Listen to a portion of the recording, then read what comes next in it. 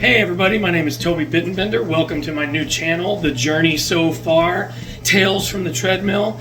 I'm your crypt keeper here, telling stories about my past addiction issues, the road to recovery, and then now in my sobriety.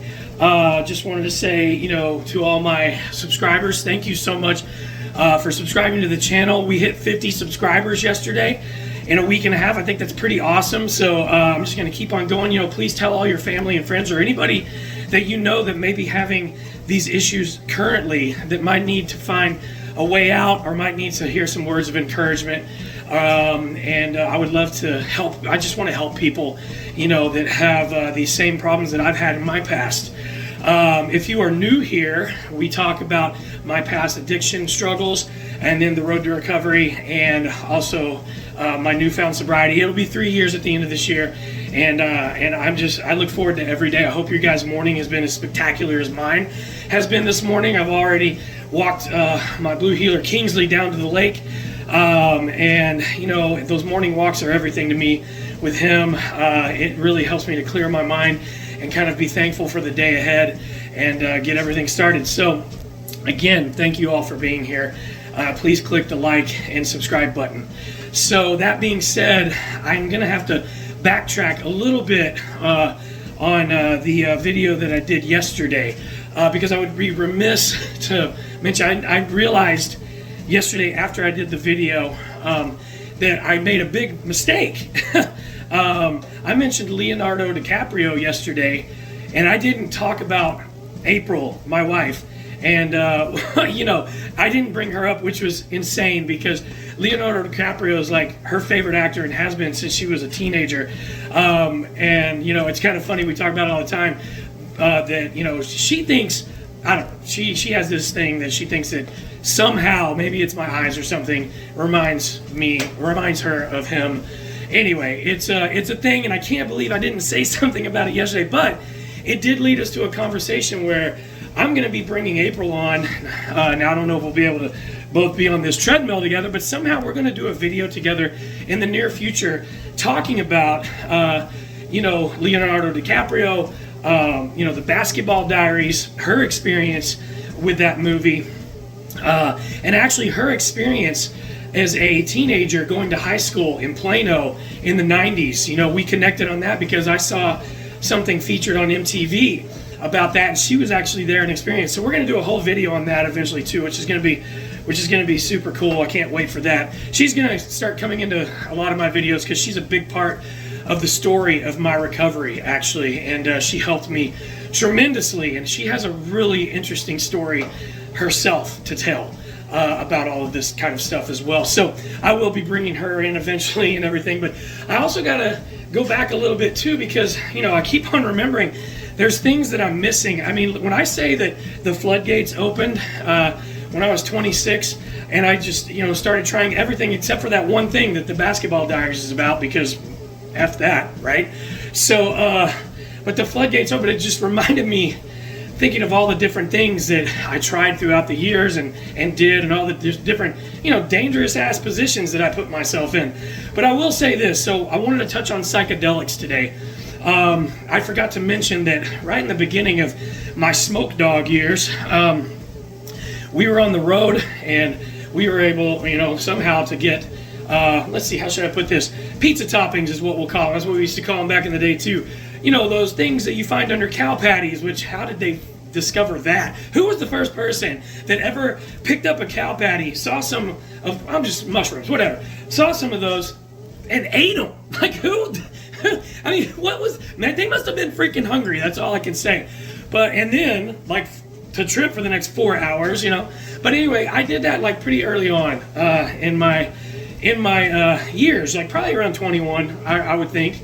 Right when I began being Smoke Dog. And I will say this about those in particular, never had a bad experience with those, and actually they're doing a lot of studies with them now. It helps people with depression and, those kind of things. So, but moving forward later on, when I was in my late 20s, I must have been 28 or so, I did try the other, which is the chemical version, and we all know what that is. Don't really think I should say it, but anyway, I had 4 experiences with that, and the 3 of them were great, and the 4th one was the most awful thing ever. And I never touched it ever again. I was like, this is not, I will never put myself in that position ever again. You live and you learn. And unfortunately, I was learning things the hard way. So, but I just wanted to touch on those things real quickly. But also wanted to say, going back to the mushrooms, and also Smoke Dog, those things are naturally occurring. I mean, there are people that grow them and stuff like that. But like, smoke and mushrooms are naturally occurring things that happen. In my opinion, is that those can't be that bad. I mean, like, why do they exist? That's a deeper question that you can contemplate, or I have contemplated. The things that always gave me the biggest problems were the chemicals that somebody's in a lab, mixing. Who knows what the hell's in that stuff? It's highly dangerous. So I just wanted to say that, But getting back to what I was talking about yesterday with the snow, right? I did that for about a year. And I want to say this too, that in that period of time, that was in the late 20s as well, that I was still smoking as well, but I also added that in, and I started adding being a band puts you in a position to always be having things coming at you constantly as far as drugs and alcohol are concerned. So I hadn't stopped smoking yet. I was just doing other things as well, and that was one of them. The snow, like I said, became a thing for about a year. But after that year, I still did it throughout the years, especially if I was drinking, because I wouldn't buy it anymore. But if I was drinking and I was getting pretty hammered, and somebody had some, I would do it just to wake up, throughout the years, and that lasted for a very long time, actually. But again, I still didn't think that I had an addiction issue. It's crazy. But I want to get to a story that happened, and the reason that I stopped smoking. Okay. So what ended up happening was, I had a friend that was having a birthday party. I worked at this place called Wild at Heart, and I had a friend who was having a birthday party, and it was at a bowling alley. I go there. He's like, hey man, you got to try this. I just got this. And it was weed, right? So I'm just going to say it, man. I don't know. I see all these videos on YouTube, and people are saying some pretty heinous stuff. So I'm like, why can't I talk about, I don't know. Again, maybe I'll just do it. And if I get flagged, and I'll be more careful. But so anyway, he gives me a thing, they called it hydroponic back then. Gives me that, And so I left that birthday party and I went and scored some snow. And I'm like, at that time, I had hair, it was blonde, and every other week I was changing it to a different color, for our shows, and I thought I was just into that and bored at the time. So I went back to our jam room, and I ended up doing all of it myself. While I was bleaching my hair and whatever I was doing, I ended up doing all that stuff, and I thought, I'll save it by topping off and using it with the other. So I mixed the two together. And that became one of the first times that I think I almost OD'd, because it sent me into, at first, I just finished it all. I just finished everything. Took, whatever. And I thought, I'm going to go to bed. So I went into our room that we had our bed set up in this jam area. We lived there. And I tried to lay down. And as soon as I laid down, suddenly it was like I was flying through space and time. I was seeing church cathedrals flying through. The visuals were insane. And I literally had an out-of-body experience. I came out, I was above myself looking. I thought in that moment, I have a clear memory of thinking, that's it, you did it. This is what it looks like. You're looking at yourself there. And I thought that was the end. And in that moment, I remember I watched myself get up, walk into the other room, and ask Joe, and say, hey man, I need help. I need to go to a hospital. I'm looking at myself from behind myself. It's the strangest thing. I know that sounds weird, but it's true. And he was like, no man, you just need to go outside. You mix stuff. You'll be fine. I go out there. Suddenly I came all that back together, and my heart just started pounding. I can't even do it fast enough. It was pounding so hard. I was panicking. I thought I was having a heart attack. I ran inside. Dude, you got to get me to the hospital. He comes outside with me. He stands there with me. I should have probably gone to the hospital. But I'm not blaming him for anything. This is all my doing. Again, accountability here. I did everything.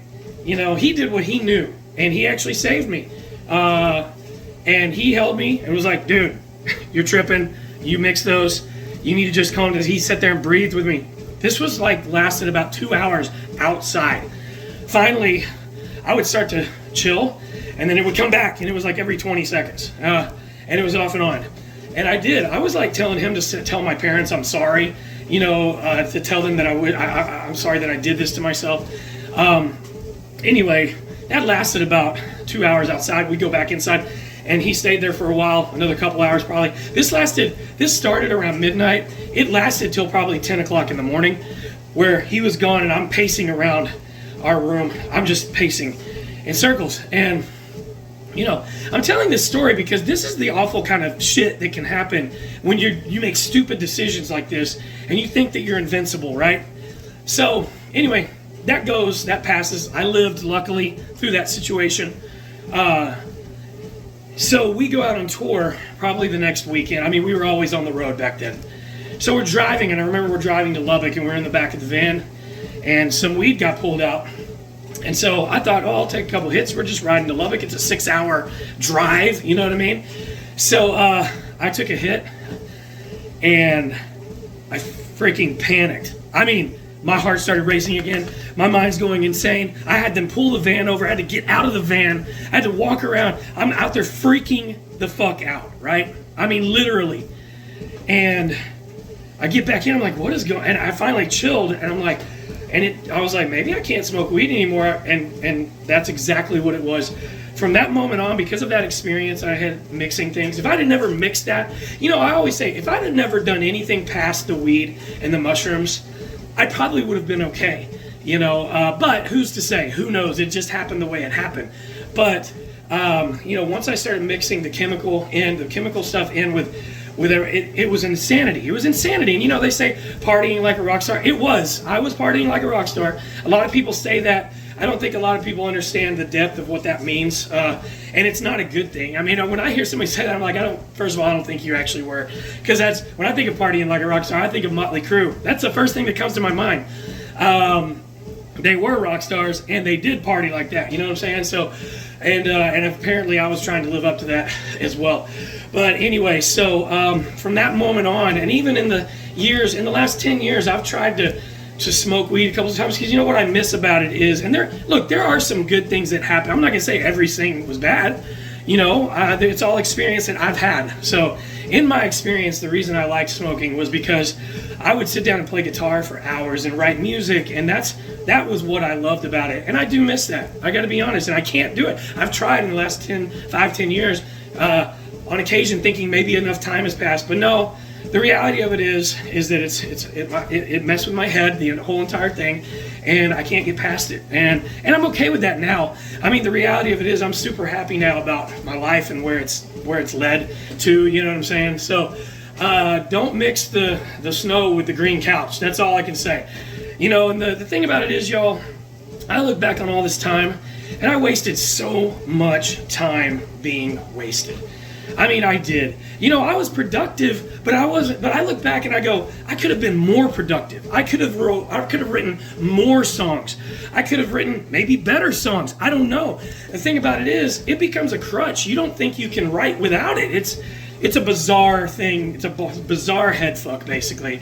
And so, you know, that's my story for today. You know, tomorrow I'm going to get more into what the progression was next. I'm trying to get through these videos so that I can tell this story and get past it, because the way this ends is fantastic, y'all. So thank you so much for being here today. Again, please like and subscribe to my channel. And I hope you all have a wonderful day, and I will be seeing you tomorrow. Thanks.